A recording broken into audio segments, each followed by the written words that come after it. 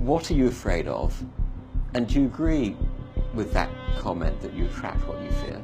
You attract, now, you know, not just what you fear, you attract what you feel, what you are, what you attract. What's on your mind, yes. It's like exactly. the law of physics. I don't know how anybody can disagree with that. It's just, ask any physicist, they'll tell you that it's true. David Mamet wrote a line in the play Edmund, "Every fear hides a wish," which I think is close to that. I still am very insecure in so many ways, but I wish I could give that gift to all my fans. You have the freedom to pull the superstar out of yourself that you were born to be. We are all born superstars. When things are going good and you visualize these good things happening, you visualize more good things happening, that's easy. What's not easy to do is when things are going bad and you're visualizing the good stuff. Champion Conor McGregor. Conor, you've been dreaming about this moment, you've been talking about this moment. Honestly though, does it feel the way you thought it would?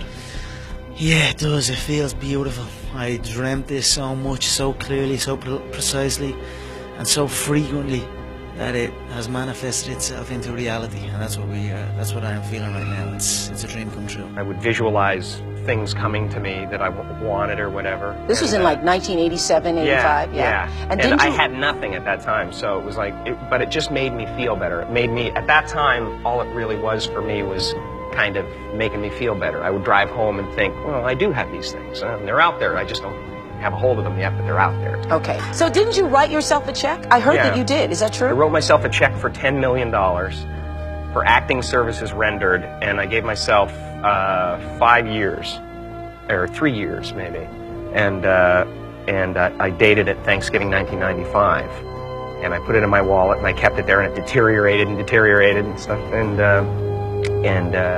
but then just before Thanksgiving 1995, I found out that I was going to make $10 million on, I think it was Dumb and Dumber. Dumb and Dumber, yeah. So you visualize yourself like... Visualization works if you work hard. Yeah. Well, yeah, that's the thing. You can't just visualize and then, you know, go eat a sandwich. Like, you just decide what it's going to be, who you're going to be, how you're going to do it. Just decide. And then from that point, the universe is going to get out your way. It's like, it's water. It wants to move and go around stuff, you know. So for me, I want to represent possibilities. I want to represent the idea that you really can make what you want. There are many ways to get the things that we want for ourselves in our lives. But basically, it all begins with how we choose to think. As you think, so shall you be. 7 little words that I think are perhaps the most important things that we can learn and master in our lives. This old proverb notion that I become what I think about all day long. And once you know that what you think about is what expands, you start getting real careful about what you think about.